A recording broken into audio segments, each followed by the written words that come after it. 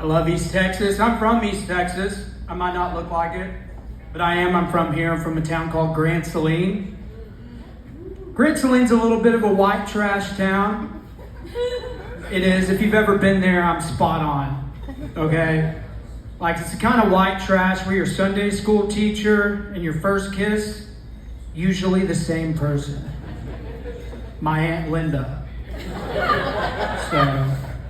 But I was raised in government apartments for the first 5 years of my life in Grant Saline by a single mom. And this was in the 90s when parenting was still really being beta tested, you know? Nobody was taking it serious. It was like bowling, you know? They just did it on the weekends and drunk half the time. But my mom worked 3 jobs, so she was just gone all the time. So my sister and I would just wake up, and whoever was off work at our apartments, that's who our babysitter was for the day.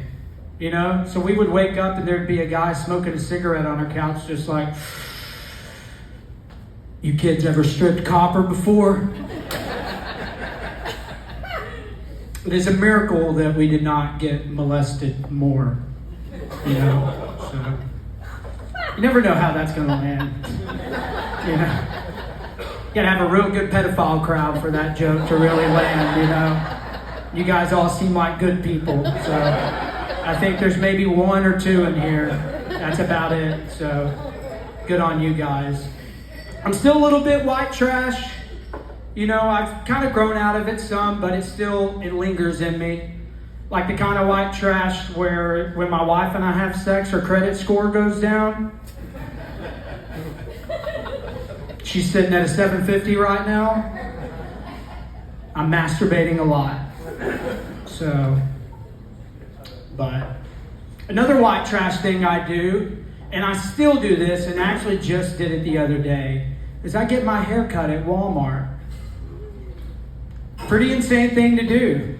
I don't always do it. I'm not faithful to my barber. I'll go to a really good barber and get a really good haircut and just be like, "That's really good. I'm never going to see this guy again." But it's weird to go and get your haircut from the same place that you can buy condoms and tires and expect it to be good, you know? But the lady that cut my hair was actually going through a really bad divorce. And I know that because she told me every single detail. The second I sat down, she was just like, "I think all men should be castrated." How much off the top? It's like, "Put the scissors down, please. Let me the hell out of here." So I've been wearing this hat since last Saturday. So don't plan on taking it off. Another thing I really do like about Grant Saline are the doctor's offices. I don't know if you've been to any doctor's office in Grant Saline. Mine currently sits between a Boost Mobile and a 7-Eleven. I can get a vape and a prostate exam at the exact same time. Saving me a lot of time, it really is.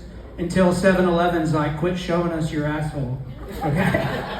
Take your blueberry vape and get the hell out of here." But my doctor's office, it's very sketchy. There's signs everywhere that just say cash only. Like they won't take any other sort of payment. And they give me the same medication for depression and like a sinus infection. They're just like, "Oh yeah, you're coughing up green mucus. You're gonna want to try Xanax. It's gonna clear that right up."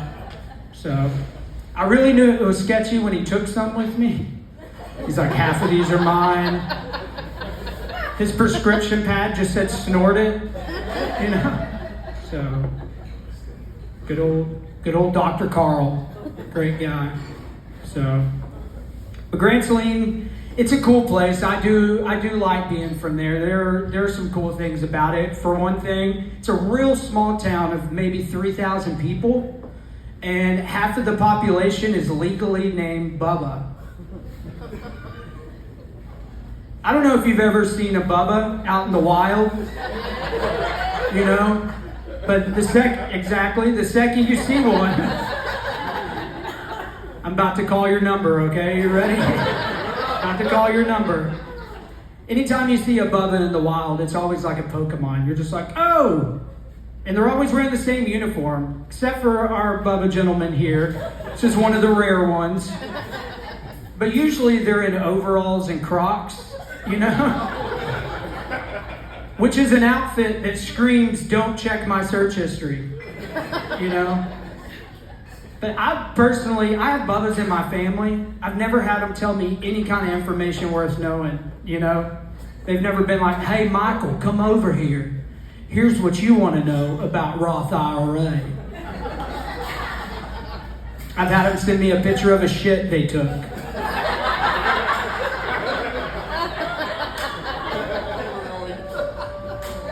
Saved to my phone right now. So I saved it to his contact picture, so every time he calls, I'm like, oh, cool, look, an ampersand. So, but that's also why you never see any Bubbas, or any like CEOs named Bubba, or anything like that, you know?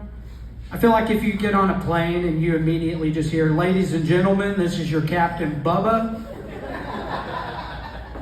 that plane will land upside down.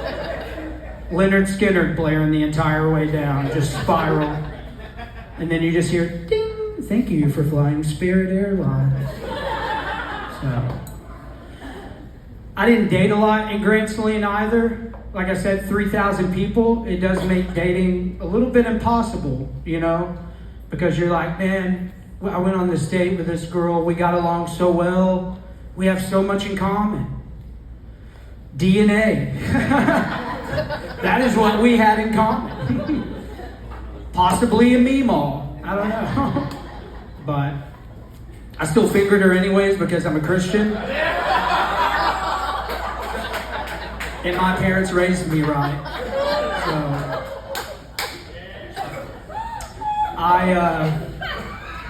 I'll let that one sit. I see this guy coughing up a lung. I'm gonna let that one sit. I feel like that's hitting close to home, am I right? All right, just blink if second, third, what are we talking? Fourth? Okay. My man, there we go. We might be related, who knows? We shouldn't fuck, I'll tell you that much. We probably shouldn't fuck. Maybe we shouldn't, I don't know. We'll talk after. But I got picked on a lot in Grant Saline school too. Obviously, because I look like if Peter Pan played drums for Blink-182. You know? But kids would pick on me mercilessly because I was in like theater and band and stuff like that. And kids would call me gay for playing saxophone. Any saxophone players in here? Bubba! Holy shit! Bubba, you are breaking every stereotype in here tonight, and that is amazing. That is very progressive of you, Bubba. I like that. I got picked on and called gay for playing saxophone. Bubba, I imagine... Right? Yeah, okay. I imagine that's a pretty universal thing. So... But when I got picked on for playing saxophone, it bothered me because I did not realize saxophone was like a cornerstone of the gay community. You know? In my defense, I've also never had a gay guy come up to me and be like, hey, Michael, I like two things, hard cock, smooth jazz. Never once. But that's also why I started taking karate at the age of 15. Which you're right, that is a weird age to start taking karate. Most kids are getting out at that age to start like getting hand jobs. I started at 15, surrounded by like 10 and 11-year-old black belts in a 45-year-old man's basement. That locked from the inside with a key. You get where I'm going with this, right? We still did get hand jobs. So, Sensei Carl, you know, and a real kung fu grip. So, I personally thought it was more of like a Mr. Miyagi situation, you know, whack on, whack off. So, I also got picked on for other things other than playing saxophone. One was for just being a giant nerd. I'm a huge superhero fan. Always have been since I was a kid. My favorite superhero is Spider-Man. Not a lot of Spider-Man fans in here. Bubba, you want to break another stereotype for me? God damn. You just leave me out here hanging to dry. I saw that polo shirt and I was like, he's got to be an Aiden. There's no way that's a Bubba. He's an Aiden. Or a Tanner. Maybe a very masculine Brooklyn. No? Brandon. There we go. That's better. I knew it.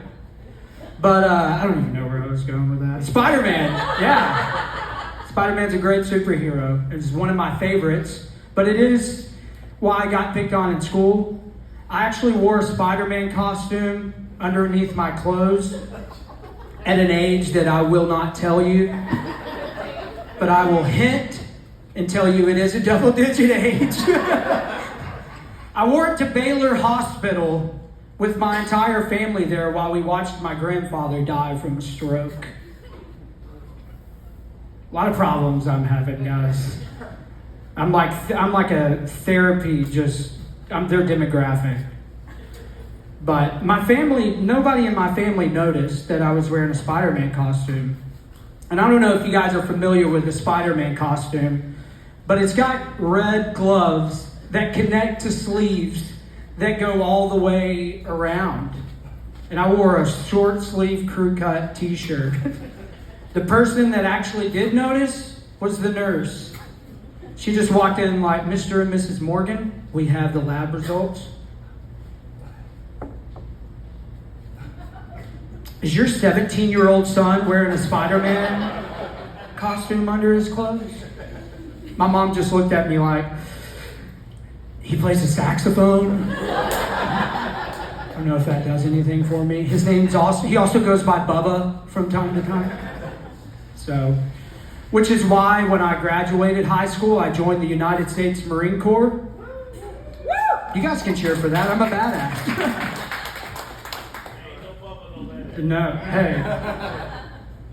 I did. I joined the Marine Corps to get away from people making fun of me and stuff, because I thought it would toughen me up, make me stronger, make me more of a man, you know? No one would ever be able to call me gay again. I went to the gayest place on earth. Immediately when I got there, they were like, all right, Morgan, go ahead and strip all your clothes off. We're going to have you get in this weird conga line of 45 other naked men that they call nut to butt. I'll paint you a picture if I need to, but I feel like it's pretty self-explanatory.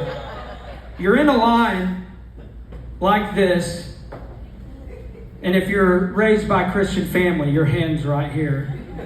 And you're just walking through shower heads, and everybody's praying the same prayer. God, if you're real, please don't let me get hard.